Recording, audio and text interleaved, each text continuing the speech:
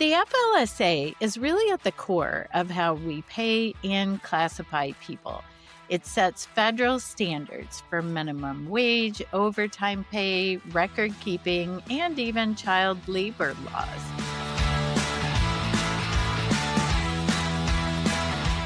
Welcome to the Joy-Powered Workspace podcast, where we help HR and business leaders embrace joy in the workplace. I'm JoDee Curtis, owner of Purple Ink, an HR consulting and talent development firm. And with me is my dear friend and co-host, Susan White, owner of Susan Tender White Consulting, an HR consulting practice. Susan is also a senior executive collaborator with Purple Ink.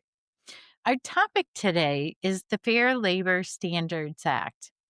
And Susan, as I was reviewing our listeners' suggestions for topic ideas, and as you know, we have a lot of suggested topics. We do try to get to them. But I was surprised at how many we had accumulated on the topic of the Fair Labor Standards Act, and also the classification of employees versus independent contractors, which goes along with that. So I thought it was time for us to address this topic and really demystify what we call the FLSA, the Fair Labor Standards Act. And as a reminder, Susan and I are not attorneys, nor do we want to be. So note that this episode provides information, but not legal advice. You should always check with your own legal counsel for your specific situation. But the FLSA is really at the core of how we pay and classify people. It sets federal standards for minimum wage, overtime pay, record keeping, and even child labor laws. It applies to most all workers in the U.S. and is enforced by the Department of Labor, specifically the Wage and Hour Division. There are a number of employment practices which the FLSA does not regulate, though, and I thought I would mention those.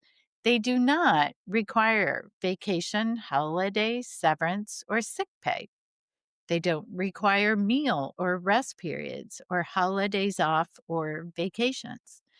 They don't require premium pay for weekend or holiday work, or pay raises or fringe benefits, or a discharge notice or a reason for discharge or immediate payment of final wages to terminated employees. Now, note that many of your states or cities might have laws on some of these things.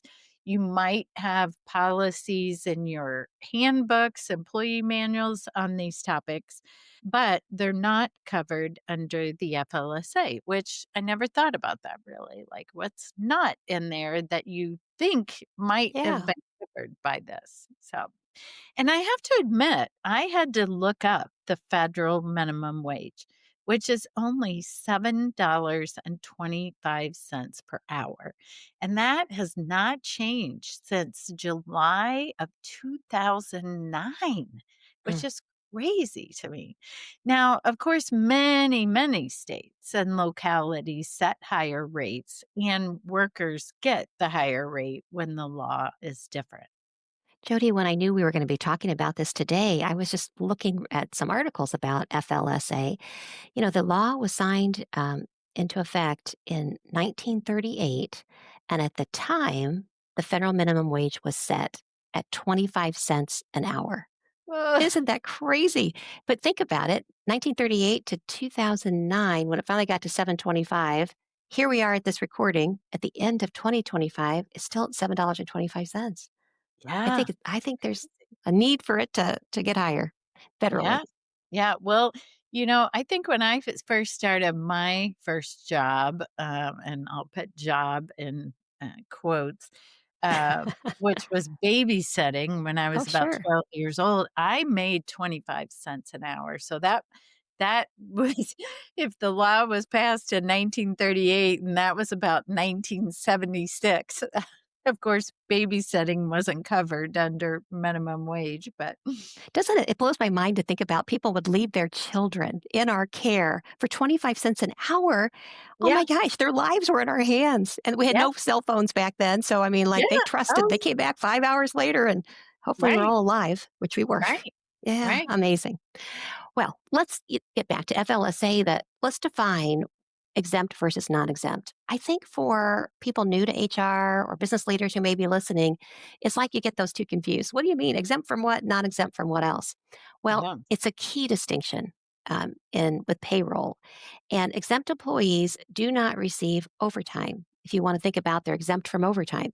To qualify to be exempt or for an exemption, employees generally must meet three criteria. And this is what they often talk about the test. They pass the test. The three major criteria are number one, they need to be paid on a salary basis, a predetermined fixed amount that is not reduced for the quality or quantity of work. All right. The second requirement or test if a job is exempt or not, the salary must meet the current minimum set by the Department of Labor. As of December 2025, that minimum, they call it the threshold, is still $684 per week or $35,568 annually.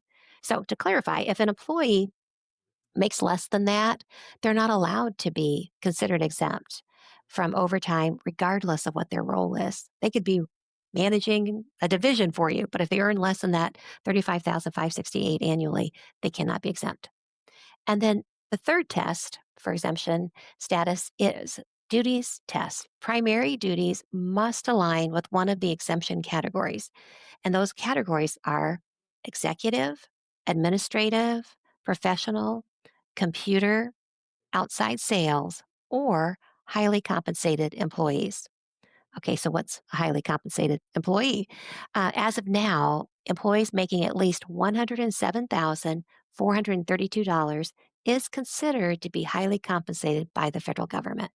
For non-exempt employees, overtime must be paid at time and a half for hours worked. That is over 40 in a work week. And the FLSA defines a work week as a fixed recurring period of 168 hours, which is 7 days of 24-hour periods. And it is not permitted to average time across weeks, and overtime earned must be paid on the regular payday for that pay period. Although we previously mentioned exemption categories, note that job titles do not decide the status. It's the actual work performed does. So, to avoid misclassification, we suggest a job analysis, documentation, and job descriptions. Because, of course, you can make their title whatever you want them to be, right? You could say somebody was the vice president of accounting and then be paying them $35,000, right? So that doesn't make them exempt. The Department of Labor has noted that a frequent error is made in calculating overtime. As stated earlier, non exempt employees must be paid at least time and a half for their at the regular rate of pay for all hours over 40 hours in a work week. The regular rate includes an employee's hourly rate plus, and here's the tricky part, plus the value of some other types of compensation, such as bonuses and or shift differentials. It can be further complicated if an employee works two or more different jobs in a single work week. Yeah. So it's not simple to do. Under FLSA record keeping, employers must keep certain payroll related records for 3 years and basic employment and earnings records for 2 years. The records do not have to be kept in any particular form, and you don't have to have a time clock to manage it.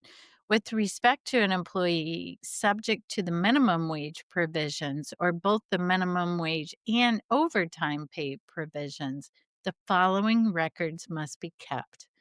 personal information, including their name, home address, occupation, sex, and birth date if under 19 years of age, an hour and day when the work week begins, the total hours worked each workday and each work week, the total daily or weekly straight time earnings, regular hourly pay rate for any week when overtime is earned, total overtime pay, deductions from or additions to wages, total wages paid each pay period, and the date of payment and pay period covered. So keep your records. Bottom line, right? FLSA protections apply to employees and they do not apply to independent contractors. And I know there's a lot of noise out there that's probably my entire work life when people were classified as an independent contractor, and yet fear was that the employer was treating them like employees, which is a Yeah. risk you don't want to take, right? So Right. we've had a lot of questions about the classification of employees versus independent contractors. So we thought we'd just spend a few minutes on this.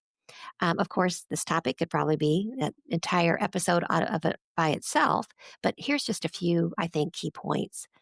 The independent contractor rule addresses 6 factors that guide the analysis of a worker's relationship with an employer. Number one, including any opportunity for profit or loss a worker might have. Number two, the financial stake and nature of any resources a worker has invested in the work. Number three, the degree of permanence of the work relationship. Number four, the degree of control an employer has over the person's work.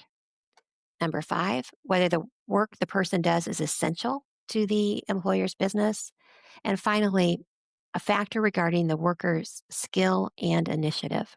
Misclassifying workers as an independent contractor when they really, looking at all those factors, they really are acting and you're treating them like an employee, it could trigger a minimum wage and overtime liabilities, plus record keeping issues that you could get challenged on.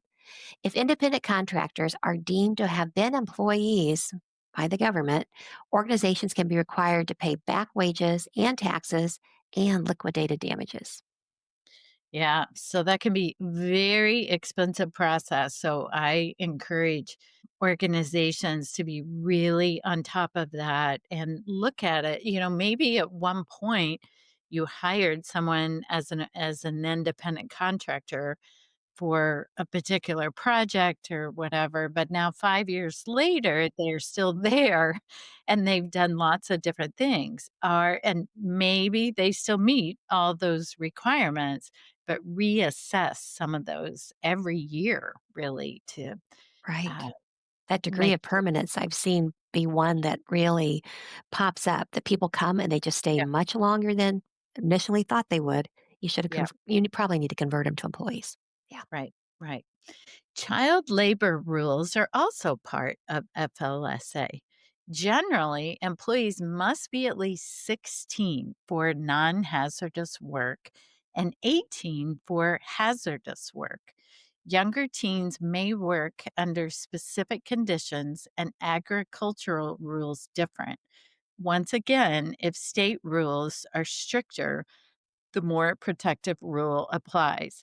I have to tell you, Susan, this takes me back. I started working, maybe I shouldn't even say where or who, but I worked for a fast food restaurant in a very small town in Indiana, starting at the age of 14, which is allowed. It says up there, we just read younger teens may work under specific I conditions. think really they had really, back when I was doing it at 15, we had to, I think, work till 7 at night or whatever it was. It was very restrained amount of Yeah. hours we could work and how late we could do it and how early we could start. Yeah. Yes, and I'll just say now it's, 45 years later, Mm. but I worked until 11 o'clock school nights. Oh my gosh. I have to think there was a law against that. I don't Yeah, know. Oh, I'm not gonna go back and look to see if yes. No. any of the parameters have changed, although I 11. will tell you, in general, not a whole lot has changed since Mm. 1938, right? I mean, Right. minimum wages have changed over the years, but, I'm not sure I was in compliance then. I don't think I could have stayed awake the next morning in math class. I would have been a mess. I Well, even think back to yeah, that now that, like, I can't believe my parents let you let do me it. work What were they until thinking? 11 o'clock on a school night, Yeah, but that's funny. Well, when I was reading this morning about the FLSA, another interesting component really relates to the child labor laws because prior to 1938, there were no regulations. They were 5 year olds working in factories. In fact, they showed some pictures. Children were, of course, you think about the depression that they were working through and trying to get food on the table, but their children were not protected. So the 1938 Fair Labor Standards Act certainly was, I think, a movement in the right direction. So, right, right. Actually, that reminds me too, a friend of mine's daughter graduated from college a couple years ago and started her first full-time job. And after her first week of work, she was exhausted, and huh. she told her mom, my friend, she said, "Who came up with this 40 hours a week thing?" Like, she said, "This, it's too much to work 40 hours in a week," and That her cracks mom me and I up. were laughing, and I was like, "Well, it was the Fair Labor Standards Act because it used to be, there were no limits on it." Right. And So, actually, in 1938, it was 44 hours a week. It was yeah, 2 years later, 1940, that they reduced it to 40 hours a week. So, for briefly, 44 hours is what we all would have been expected to work. But that right, cracks me up. Yeah. right. I know. So funny. Well, the Wage and Hour Division continues to actively enforce these rules. In 2024, the Wage and Hour Division recovered nearly $150 million in Mm. back wages tied to FLSA violations. And that affected over 125,000 workers. This is a strong reminder that understanding this act is critical. Civil penalties for willful or repeated violations also increased in 2025. So, based on this, we have a few suggestions of things to consider. Number one is to perform a self audit, maybe a couple of times a year, to just maybe someone independent of payroll, even to go in and relook at classifications, who's considered exempt and non-exempt, and are those still accurate? Maybe initially they were set up correctly, but has the rule changed over time? Are the rates appropriate? Are the overtime calculations being done properly? Especially with that regular rate calculation you mentioned earlier, and just overall job classifications as well too. Second thought, train or provide information, maybe frequently asked questions to managers on overtime, timekeeping, and classification. I will tell you, in my experience of working with a lot of managers, there's times where they come to you and they want to reward someone. And they say, you know what, I'm going to make them exempt so they can stop filling out a time card. And I always say, let's stop for a moment. That may not really be a reward for that individual. Let's take a look at what they do, the number of hours they work. You might be taking overtime away from them. Is this really a gift you're giving them, or is it a gift the company's going to get because they're going to work more hours for a set rate? And then I guess the second thing I hear from managers a lot is my employee feels like it's beneath them to fill out time cards. They moved from a company where they didn't have to fill out time cards for a very similar role. And now I'm asking them to track their time. They feel like that's demeaning. I'm like, you've got to understand that we take a look at the job. That other company was probably had misclassified. If the role is similar to ours, they've misclassified it. We got compliance is important. And we're going to need to help our new hire understand that yes, we need to track your time because we want to pay you for every hour that you work here. So Right. spend the time educating your leaders, help them understand the why behind our making sure that we're compliant with FLSA. Yeah. And Susan, that's such a good reminder to me when even though, I just said there haven't really been all that many changes to FLSA since 1938. Recently, though, there has been a lot of uh, discussion around it at the federal level. I think even going back, maybe it was pre-COVID, maybe 2018 or 2019, they talked about changing those minimum, Oh, increasing those salary you're right. rates, so that to really protect the employee and to ensure that people were getting paid overtime when they were working it. But it and so we were working with a lot of companies during that time to help them assess their Hmm. classifications. Of course, it didn't go into effect, but it was still a good exercise to go through. But anyway, I was surprised at some of the pushback we got, as you Mm. called it. Some companies thought they were giving their employees a gift by not having them fill out time cards or time sheets or whatever.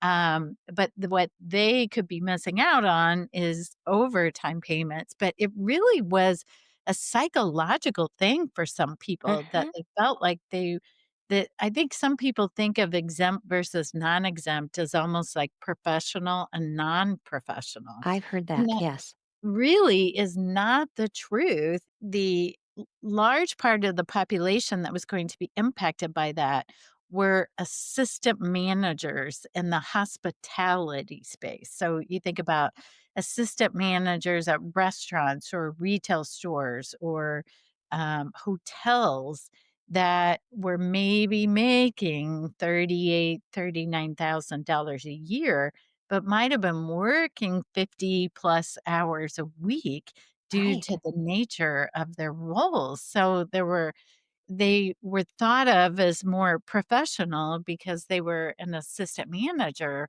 but they still should have been paid extra overtime hours. So Mm. anyway, there's Fair multiple things enough. to think about, and I was surprised at the psychological one. So Hmm.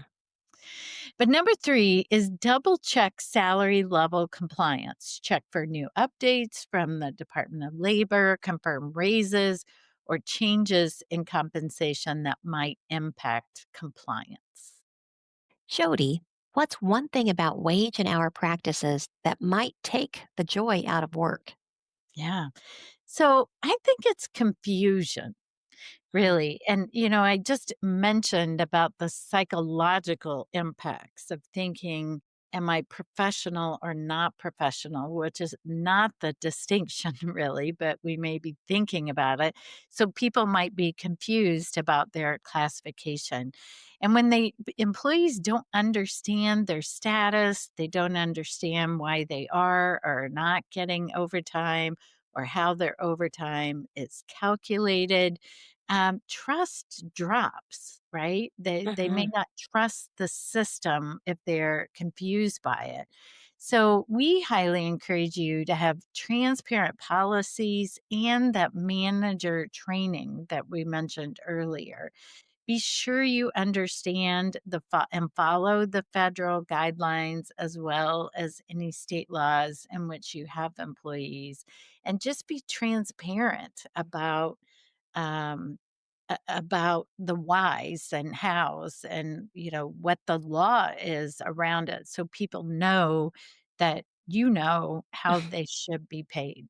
So, Excellent points. yeah. JoDee, it's time for the listener question. The Oh, following question came from a listener of one of our monthly podcasts. As you know, listeners, we welcome questions anytime. Here it is. JoDee, which is a better bereavement policy?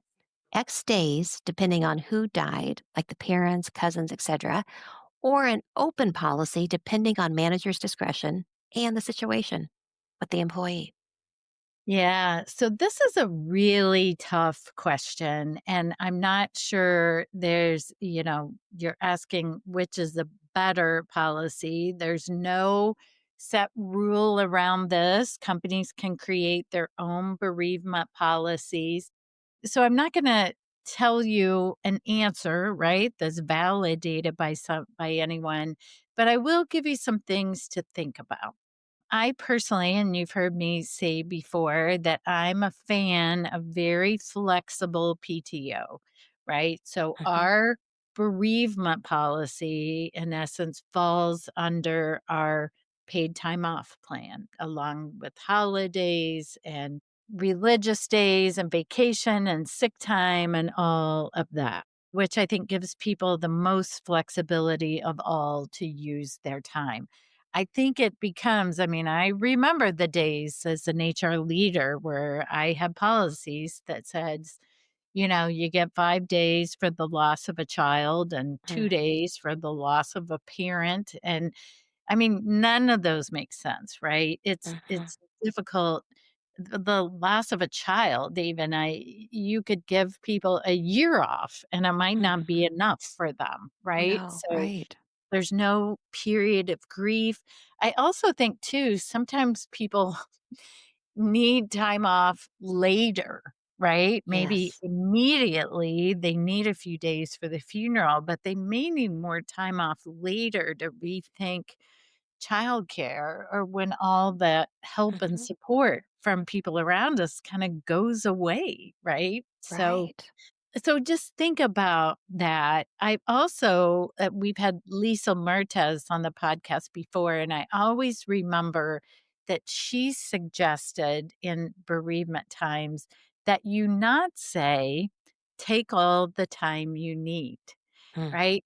I know you may want to say those words and truly believe that you want the person to take all of the time they need, but how much time might someone need, right? It could be mhm. a year or years. So I do recommend having a very clear policy.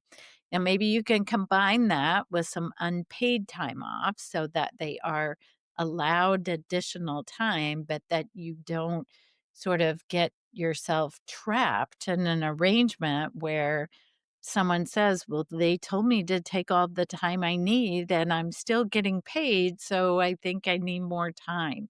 So, Mm, whatever your policy might be, if it's included in your paid time off, if it's 5 days or 3 days or whatever it is, I encourage you to be as flexible as possible, but not with setting up policies with, unlimited time off that are really can be difficult for both parties. The mhm. employee might not know what's reasonable either. So, any thoughts you have on that, Yeah, Susan? my heart just aches when I think about this because, we all go through grief. And depending on what the relationship was with your parent or with your sibling or with your mother in law, everyone's going to react differently. And so, whenever we put a certain, a, dictate the amount of time based on the relationship, we're probably going to get it wrong. It's just, we're probably going to do that.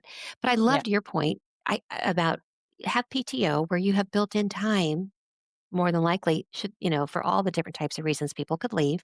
Some or leave need to be off. It could be that some people are really lucky and they have a year where they didn't have to use any of their paid time off for grief, but there's going to be years where they might need to use it multiple times. So be as generous as your business can allow on PTO time. But I loved when you said maybe there's unpaid time that you have available for discretionary leaves where the manager can, based on situation, say, you need more time. I know you've used up your time. We can give you a discretionary leave. It's unpaid. Would that be helpful? Or give you 4 days from that or whatever. So, wherever we can show our empathy and our humanity and help people, I'm all for it. I recognize we have to run businesses and we have to make a profit so that we can keep everyone employed. So, trying to find that balance is not easy. And I love right. that the question came in. Yeah, me too. Now it's time for In the News. The Academy to Innovate HR recently released a report on the 11 HR trends for 2026. We have a link to the article in the show notes. And not surprisingly, AI is an important part of many of them. But here are some of the trends. Number one, AI Leadership Coalition emerges with HR at the table. Number two, human centered governance guides AI deployment, right? We have to have humans making decisions about AI. Number three, businesses invest in AI centers of excellence. Number four, another AI. AI capacity gains fuel collective growth. Number 5, here's a new word for you, Susan. Oh, yay. Techno-stress. I haven't heard of that one Me before, either. but it's stress around technology.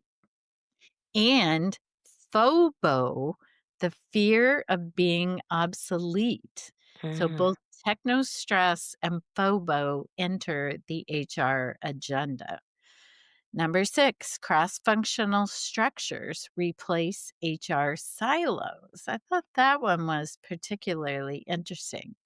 Number 7, HR's AI spending is accelerating. No surprise there. Number 8, AI fluency becomes a baseline HR competency. Not surprised about that one either. Number 9, human strengths will define HR's future. Human resources will not be replaced by AI. Maybe some roles or some activities and tasks. And I think those will be some of the ones we need to be replaced mhm. by AI. Right. Number 10, workforce planning expands beyond jobs and roles. And number 11, leadership expands as management shrinks. Mm. So, my advice to all of our listeners in general is to start learning AI. Start practicing, start, doing Incorporating it it. with personal things, right? Get out there, get active. The more you use it, the better at it you become. So, and again, some of those trends were a bit generic, but I encourage you to follow the link in the show notes and read more about it. It's a great article. If you're SHRM certified, you can get credit for listening to this episode. To get the code, go to getjoypowered.com/SHRM and fill out a short evaluation. When you finish the evaluation, you'll get the code and a link to a proof of participation certificate. This code will expire on January 26, 2027. Again, that's getjoypowered.com/SHRM to get the code, and it will expire on January 26, 2027. Thank you for listening, and thank you for your dedication to the HR profession. Please tune in next time and make it a joy powered day. Thank you. If you like the show, please tell a few friends about us and let us know what you thought by leaving us a rating or review on Apple Podcasts or wherever you're listening right now. Become a Joy Powered member to get extras like early access to episodes, video versions of the episodes, bonus episodes, and even more. Learn more at patreon.com/joypowered. You spell Patreon, Patreon. So it's patreon.com/joypowered. You can find more information on our podcast, books, blogs, and more at getjoypowered.com. We're at JoyPowered on Instagram, LinkedIn, and Facebook. And you can email us via joypowered@gmail.com. Make it a joy-powered day.